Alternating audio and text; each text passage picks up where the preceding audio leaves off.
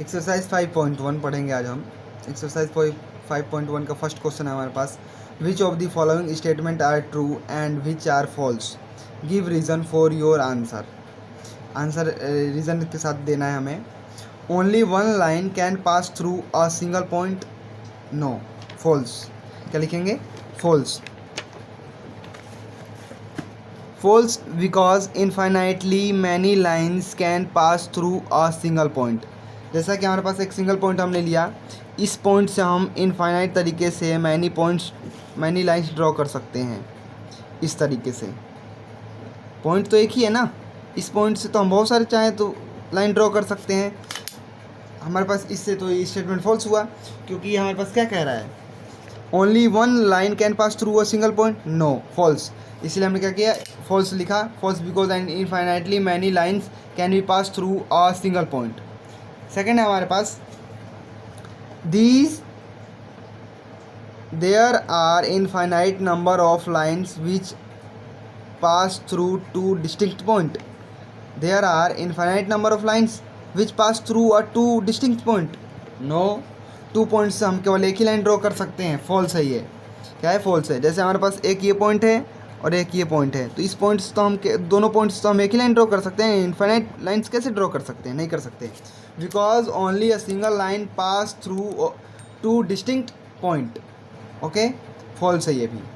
जो हमारे पास थर्ड है फर्स्ट का, और terminated line can be produce infinitely on both side, बिल्कुल कर सकते हैं, क्योंकि ये पोस्टुलेट्स है, ये ट्रू है।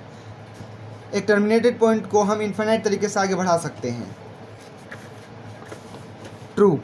क्या है ये?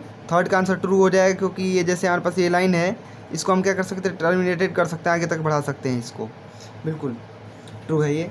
जैसे कि हमारे पास फोर्थ है, if two circles are equal then their radii are equal, बिल्कुल, क्योंकि रेडियाई क्या होता है, जैसे हमारे पास एक सर्कल है, इसका जो रेडियाई है ये भी है। If two circle are equal then their radii are equal, क्योंकि जो हमारे पास एरिया क्या फॉर्मूला होता है, pi r square. Pi constant होता है, आर क्या होता है यहाँ पर डिफरेंट होता है।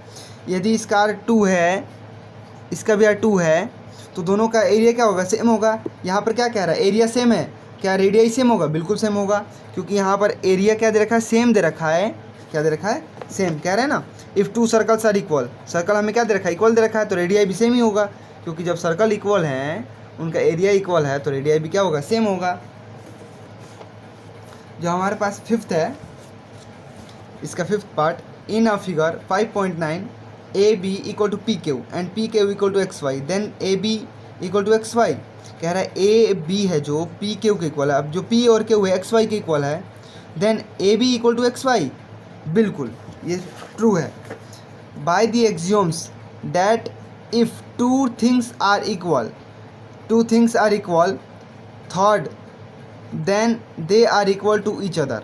A B equal to P q है and P Q equal to x y है, तो ए बी इक्वल टू क्या होगा, एक्स वाई होगा। ये क्या है, एक्सियोम है यूक्लिड का। तो यहाँ पर जो क्वेश्चन नंबर फर्स्ट है हमारा, वो कंप्लीट हो गया।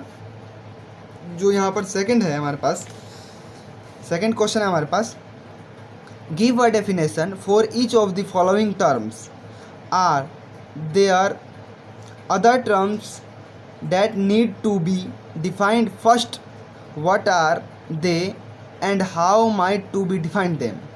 इन सब को हमें डिफाइन करना है, और इसमें जो भी पॉइंट अलग डिफरेंट टाइप के आएंगे उन सभी को डिफाइन करना है। जैसे कि हमारे पास फर्स्ट है पैरेलल लाइन। पैरेलल लाइन को कैसे डिफाइन करेंगे? पैरेलल लाइन है हमारे पास,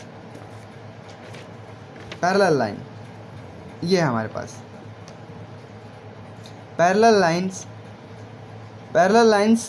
a line on a plane that never meet, they are always maintain the same distance at every point।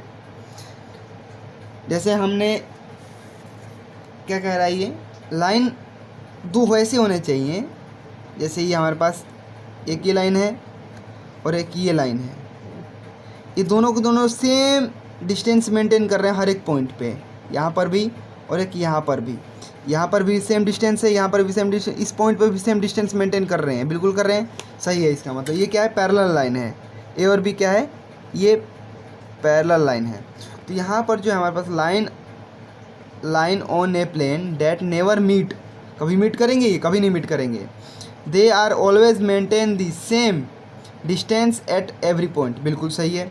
यहाँ पर लाइन एक नया वर्ड है, और पॉइंट, तो लाइन किसे कहते हैं, it is a breathless length, जिसमें कोई ब्रेथ नहीं होता, एक प्रकार का लेंथ होता है ये। पॉइंट क्या होता है, which is a no part, जिसका कोई पार्ट किया नहीं जा सकता, उसे क्या कहते हैं, पॉइंट कहते हैं। तो यहाँ पर जो सेकंड का फर्स्ट है पैरेलल लाइंस, वो हमने डिफाइन किया। परपेंडिकुलर लाइंस क्या होते हैं, परपेंडिकुलर लाइंस को हम यहाँ डिफाइन करेंगे। परपेंडिकुलर लाइंस हो जाएगा हमारे पास a line meeting another line at a right angle is said to be perpendicular.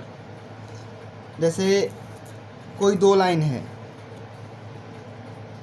एक ये पॉइंट है, एक ये लाइन है, एंड एक ये लाइन है, जो मीट करते हैं राइट एंगल पे, उसे क्या कहते हैं, राइट एंगल कहते हैं, 90 डिग्री कहते हैं। A line meeting another line at a right angle is said to be perpendicular. Angle क्या होते हैं, two lines diverging from a single point formed angle, जहाँ पर दो लाइन, एक ये लाइन और एक ये लाइन, एक सिंगल पॉइंट से मिल करके एक एंगल बनाते हैं, उसे क्या कहते हैं, एंगल कहते हैं। यहाँ पर जो हमारा थर्ड पॉइंट है लाइन सेगमेंट, क्या है ये, लाइन सेगमेंट है हमारे पास। लाइन सेगमेंट क्या होता है, लाइन सेगमेंट वो होता है जिसको हम कभी बढ़ा नहीं सकते, एक्सपेंड नहीं कर सकते। जैसे a line with two and, a line with two and point is a line segment. जैसे एक लाइन है, ये इसके दो एंडिंग पॉइंट है, एक ये पॉइंट है, एक ये पॉइंट, इस पॉइंट को हम कभी भी आगे बढ़ा नहीं सकते, तो इसे क्या कहते हैं, लाइन सेगमेंट कहते हैं। थर्ड जो हो जाएगा हमारे पास radius of circle, and fifth है हमारे पास स्क्वायर। रेडियस ऑफ सर्कल पहले हम देखेंगे, हम radius of circle, the line with one end point at the centre and other at any point on the circle of boundary. जैसे हमारे पास ये है, एक लाइन क्या होना चाहिए, a line with one and, एक लाइन का वन एंड जो होना चाहिए सेंटर पे होना चाहिए, ये रहा, ये सेंटर पे है one and other at any point on the circle of boundary, एक ये रहा पॉइंट जो कि सर्कल ऑफ बाउंड्री पे है, जिसे क्या कहते हैं, सर्कल ऑफ रेडियस कहते हैं, रेडियस ऑफ सर्कल कहते हैं। स्क्वायर क्या होता है, a quadrilateral with all sides equal and all angles right angle is called square. Quadrilateral क्या होते हैं, जिसकी चार भुजाएं होती है और क्लोज्ड होता है, उसे क्या कहते हैं, क्वाड्रिलेटरल कहते हैं। स्क्वायर क्या होता है, a quadrilateral with all sides are equal, उसके सारे साइड्स क्या होंगे, इक्वल होंगे, एंड ये मान लो जैसे स्क्वायर हमने बनाया, ये सारे साइड्स सभी साइड्स क्या इक्वल हैं, और सारे एंगल भी इक्वल हैं, तो इसे क्या कहते हैं, स्क्वायर कहते हैं। तो यहाँ पर जो है हमारे पास क्वेश्चन नंबर सेकंड है वो कंप्लीट हो गया। जो हमारे पास क्वेश्चन नंबर थर्ड है, consider two postulates given below. First है हमारे पास given any two distinct point A and B, there exist a third point C which is in between A and b. जैसा कि हमारे पास एक लाइन है ए and B, ये है हमारे पास, हमने ए और बी ड्रॉ किया, इसके बीच में कोई पॉइंट सी है, ये रहा हमारे पास, ये हमारे से कह रहा है given any two distinct point A and B, there exist third point C which is in between A and B, जो कि सी है ए और बी के बीच में है। जो सेकंड कह रहा है there exist at least three point that are not on the same line. 3 point है लेकिन उनका जो एक ही लाइन पे एग्जिस्ट नहीं करते तीनों पॉइंट। जैसे मान लो मेरे पास ये एक थर्ड, ये मैंने ये ड्रॉ किया एक लाइन ए और बी, यहाँ पर कोई थर्ड पॉइंट एग्जिस्ट करता है। ये पॉइंट यहाँ पर है, तीनों एक लाइन में एग्जिस्ट नहीं कर रहे हैं, अलग अलग है। सी पॉइंट यहाँ पर है, ए पॉइंट यहाँ पर है, बी पॉइंट यहाँ पर है। तो अब ये कहना क्या चाहता है आगे, do these postulates contain any undefined term. बिल्कुल, yes, these postulates contain many undefined terms. कौन कौन से? इसने पॉइंट को डिफाइन नहीं कर रखा है, लाइन को डिफाइन नहीं किया हुआ है। यहाँ पर इसका आंसर आ गया, do these postulates can any undefined term. Yes, बिल्कुल इसने अनडिफाइंड टर्म लिख के रखे हुए हैं। आर दीज पोस्टुलेट्स कंसिस्टेंट, यहाँ तक एक अलग क्वेश्चन था और यहाँ से यहाँ तक अलग क्वेश्चन है। Are these postulates are consistent, बिल्कुल कंसिस्टेंट है।